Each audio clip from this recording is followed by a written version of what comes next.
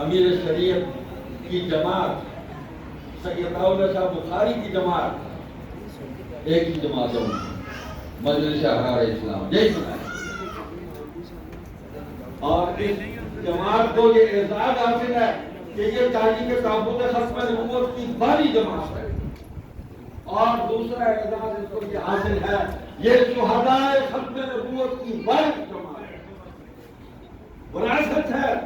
شہداء ختم نبوت کی جماعت کے کارکنوں نے خود کیا ہے، وقت قربان کیا، مال قربان کیا، جان قربان کی، اولادیں قربان کی ہے، اور صحابہ کے اس عمل خیر کو، اس عظیم الشان عمل کو ان کی جرأت اور بہادری کی مثال کے طور پر ذکر کی۔ مرشد العلماء مرشد الاحرار شاہ عبد القادر رائے پوری رحمۃ اللہ علیہ فرمایا کرتے تھے کہ جی ہمارے اس دور میں تو مجلس احرار کے ان بزرگوں نے، ان کارکنوں نے صحابہ کے عمل کو زندہ کر دیا، ان کی یادوں کو انہوں نے تازہ کر دیا۔ یہ فرمایا کرتے تھے شاہ عبد القادر رائے پوری رحمۃ اللہ علیہ۔ اور ہمارے پورے والوں یہاں حضرت حاجی عبد الوہاب صاحب بھی مجلس احرار کو کرتے رہے، صدر تھے یہاں، آخر وقت تک احراریت ان کے اندر سے نہیں نکلی، ہر طرف نگاہ تھی صاحب کی ہر فتنے پر، اور ہر فتنے کا مقابلہ کرنے والی جماعت کے آدمی کو بلاتے تھے، ادھر آؤ بھائی یہ کیا ہو رہا ہے، خیال کرو، مجھے بھی اکثر یاد ہوگا، یہ کام کرو، یہ کرو، یہ کرو، یہ حضرت رائے پوری کا فیصلہ۔ تو جناب ہر دور میں لوگ موجود رہے، مجلس احرار اسلام نے فتنہ قادیانیت کے مقابلے کے لیے ایک اجتماعی کردار ادا کیا، جماعت کی صورت میں وہ لوگ باہر نکلے، لوگوں کو بیدار کیا۔ انفرادی کام تو ہو گیا تھا، علماء کر رہے تھے، مرزا قادیانی اٹھا رجحان کو علماء کھڑے ہو گئے، علماء رجحان کھڑے ہو گئے، مقابلے میں اس کو پہلا کفر کا فتویٰ دیا ہو گیا، اور انہی لدھیانہ کے علماء کا تصور تھا کہ رئیس الاحرار مولانا حبیب الرحمن لدھیانوی کی مجلس احرار کے باقی رہنماؤں میں مجلس احرار کے 10 سال صدر رہے، آج ان کی اولاد بھی ختم نبوت کے کام میں لگی،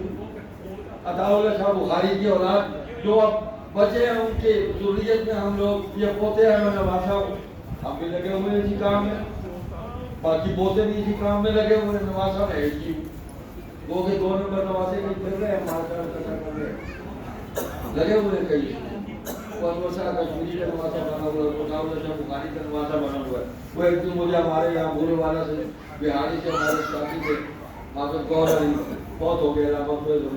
مجھے فون کیا، وہ کام جنرل بہت سے وہ ساری کچھ تجھے کرنے لگ گئے، میں کہتے تو منڈا تھے رماوی صاحب کے بیٹھا سی مطابق شاہ بخاری تھا، 2 طرح میرے نام کو بیچا، وہ چلے بولے پیسے کٹے کھایا ہوں کھڑے تو نہ تو یہ کام بھی شروع سے ہو گیا ہے، ہوتے رہیں گے، لیکن اللہ تعالیٰ نے ہمیں مال کے پیچھے نہیں لگایا، ہم اس کا شکر ادا کرتے ہیں۔ ہمارے بزرگوں کی دعائیں ہیں کہ جس مشن پر ہمارے اکابر کے ختم نبوت کے تحفظ کا نام ہمیں وہیں کھڑا کیا، ہم کھڑے، ہماری کسی سے کوئی لڑائی نہیں، سب دین کا کام کرنے والی جتنی جماعتیں ہیں سب ہماری اپنی جماعتیں، جتنے مدارس ہیں ہمارے اپنے مدارس، سب ہمارے، جتنے ادارے ہیں سب ہمارے، طریقہ کار اپنا اپنا ہے، بھائی تبلیغ والوں کا اپنا طریقہ کار ہے، تعلیم تدریس والوں کا اپنا طریقہ کار ہے، وہ وہاں ختم نبوت کا روا کو دس پر بیٹھ کے سمجھا دے گا، تبلیغ والا تبلیغ کے بیان میں 6 نمبروں میں ختم نبوت بیان کر دے گا، ٹھیک ہے نا، اور ہم جو ایک عام دعوت دے کر چل رہے ہیں، ہم اپنے انداز میں بات کریں گے، ہمیں قادیانی سے گفتگو کا بھی واسطہ پڑتا ہے وہ بھی کرتے رہیں گے، تو کر رہے ہیں ہر شعبے کے اندر الحمدللہ مجلس احرار اسلام ہے، میں بات میری سیٹ نہیں بچا رہا، ہاں بھائی کسی کو اپنے بھائی کی اعتبار کو ختم کرنے کے لیے آئے تو وہ بھی ناکام لوگ ہیں، ہاں بھائیوں کی کرام تصدیق ہے، کتنے یوسف پڑے ہیں چاہو، کتنے یوسف پڑے ہیں چاہو، تو کوئی کسی کو ختم نہیں کر سکتا۔ اللہ تعالیٰ نے جس کو باقی رکھنا ہوتا ہے اس کی بنیاد اور اس کی وجہ ہوتی ہے، وہ خلوص ہے، اللہ کے ساتھ وہ خالص تعلق ہے جو کسی کو بچاتا ہے۔ کیا سنائیں آپ کو، میں پڑھ رہا تھا حضور صلی اللہ علیہ وسلم ایک غزوے سے واپس آئے تو راستے میں درختوں کے نیچے کچھ آرام کرنے کے لیے قافلہ رکا، صحابہ کا، حضور رک گئے، ایک درخت کے نیچے حضور نے بھی اپنا بستر کیا ہوگا جو خوشی بنائی ہوگی اور چمڑے کا وہ مشکیزہ کا ہوگا وہی لکڑیاں بنا لیا ہوگا وہ بھی نہیں ہے تو حضور نے باتوں اپنے سر کے نیچے رکھ لیا ہوگا اپنی تلوار حضور نے درخت کی شاخ کے ساتھ لٹکا دی باقی صحابہ بھی سو گئے تو اچانک حضور کی آنکھ کھلی تو غورس نامی ایک دیہاتی جو ہے وہ حضور کی تلوار میں آپ سے نکال کے سامنے کھڑا ہے حضور کو قتل کرنے کے لیے کہنے لگا یہ بتاؤ آپ کو مجھ سے اب کون بچائے